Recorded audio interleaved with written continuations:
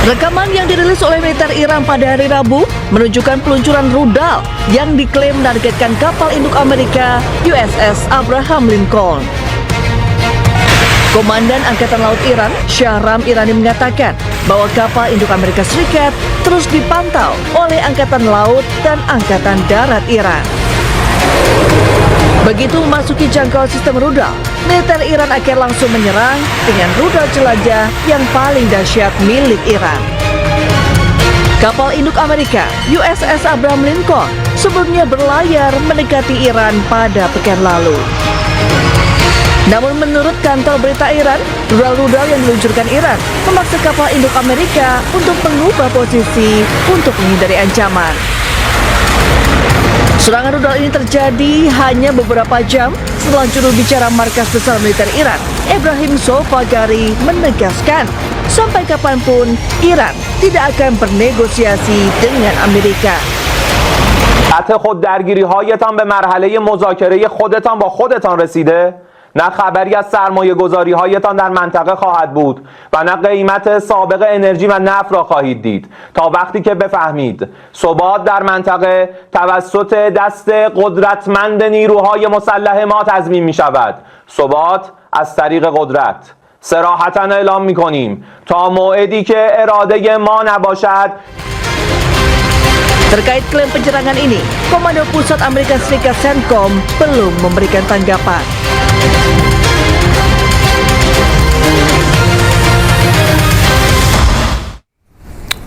Pemirsa, Amerika Serikat mengirimkan ribuan pasukan tambahan dari Divisi Lintas Udara ke-82 ke kawasan Timur Tengah. Tambahan sebanyak 3.000 hingga 4.000 tentara di tengah pembahasan kesepakatan dengan Iran untuk mengakhiri konflik.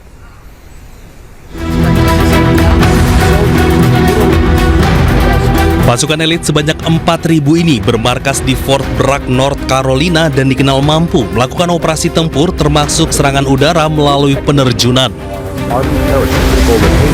Pihak militer Amerika Serikat menegaskan bahwa pengumuman reski akan disampaikan oleh pihak Pentagon meski belum ada keterangan langsung untuk mengirim pasukan darat langsung ke wilayah Iran. Sebelumnya Amerika Serikat telah mengirim ribuan marinir dan personil angkatan laut melalui kapal serbu amfibi USS Boxer beserta kelompok tempurnya. Pasukan Amerika Serikat di Timur Tengah diperkirakan telah mencapai 50.000 personel. Kekuatan militer Amerika Serikat menjadi kesiapan untuk melanjutkan operasi di kawasan Timur Tengah.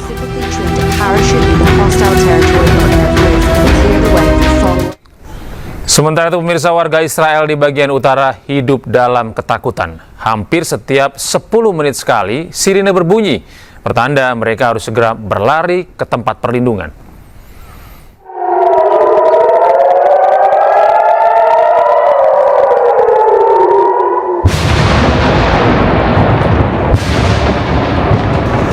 Mencekam, itulah suasana di kota Kiryat Shmona, Israel Utara. Warga Israel hidup dalam ketakutan di tengah serangan roket Hizbullah. Warga Israel Utara menjadi cemas karena merasa jadi sasaran serangan lintas batas Hizbullah yang secara rutin terus berlangsung sejak perang AS Israel dengan Iran 28 Februari lalu. Menurut warga setempat, setiap 10 menit ada alarm yang mengharuskan mereka pergi ke tempat perlindungan. Komando Pertahanan Dalam Negeri mendesak warga untuk patuh tetap berada di tempat perlindungan. Beberapa hari sebelumnya ada ledakan besar, sebuah roket yang menghantam beberapa rumah di kota tersebut. Clear the area, but what I want to emphasize is the rocket that was used here is a cluster missile. This has one purpose and one purpose only: to maximize civilian damage and casualty counts. So we call on the public, continue listening to instructions of the Home Front Command and the Israel Police. Stay close to protected shelters. When sirens go off, go in protected shelters. We've seen this save lives time and time again. Di tengah saling serang antara Amerika Serikat, Israel, dan Iran, burung gagak menyelimuti langit Tel Aviv.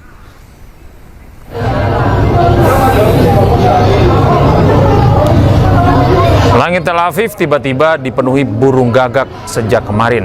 Dalam rekaman video yang beredar di media sosial, kawanan burung gagak ini mengitari gedung-gedung tinggi, termasuk Menara Azrieli. Sejumlah ahli menilai hal ini wajar karena burung gagak sangat umum di Israel. Perilaku gagak yang terbang dalam jumlah besar memang biasa terjadi pada bulan Maret dan terkait dengan perilaku musiman.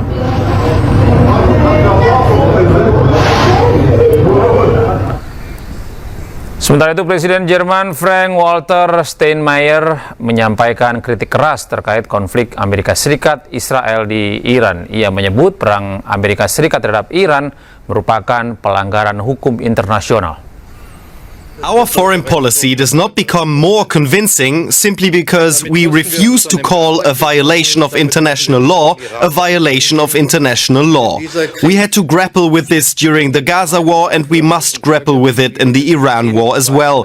For, in my view, this war is a violation of international law. There is little doubt that, in any case, the justification of an imminent attack on the US does not hold water. This view also appears to be held by some within the US intelligence community.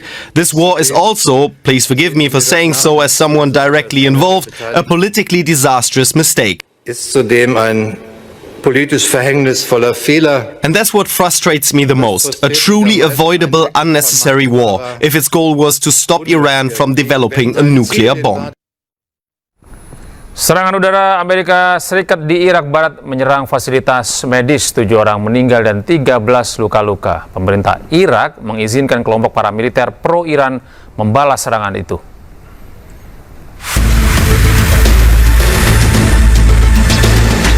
Tujuh orang tewas dan 13 lainnya luka-luka dalam serangan udara Amerika Serikat yang menargetkan fasilitas medis di Provinsi Al-Anbar, Irak Barat. Serangan ini menyasar klinik militer Al-Habania serta sejumlah bangunan pendukung di sekitarnya.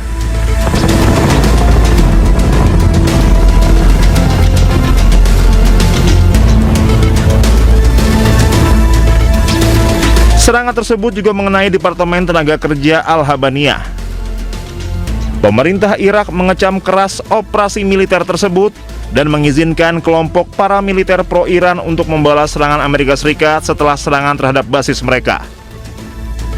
Kelompok-kelompok ini termasuk bagian dari Popular Mobilization Force, memiliki kekuatan besar dan berpotensi memperparah konflik.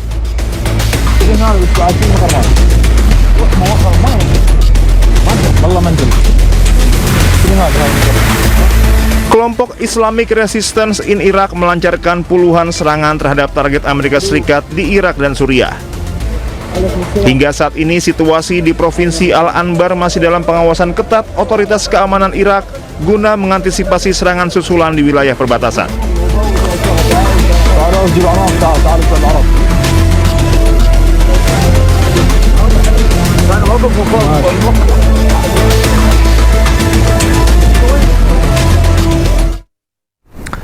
Sebuah ledakan terjadi di Gaza Tengah, diduga ini adalah serangan Israel ke daerah tenda-tenda pengungsi. Akibat ledakan ini, 1 orang tewas dan 7 lainnya terluka.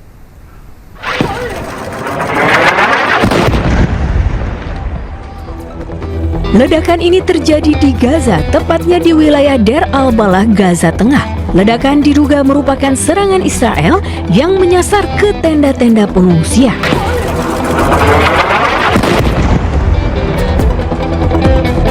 Ledakan yang diduga serangan itu mengenai sebidang tanah kosong yang berdekatan dengan deretan tenda pengungsi. 1 orang tewas dan 7 lainnya terluka.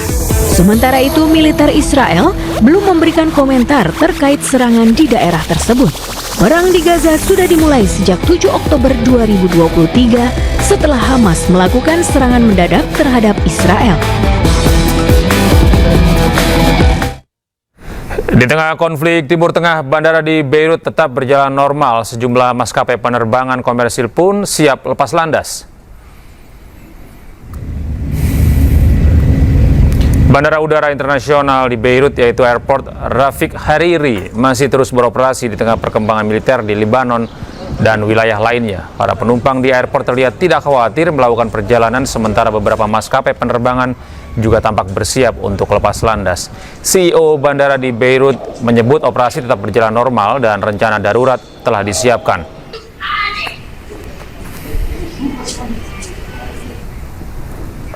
Iran meminta negara-negara di Timur Tengah untuk tidak terpecah belah. Iran juga kemudian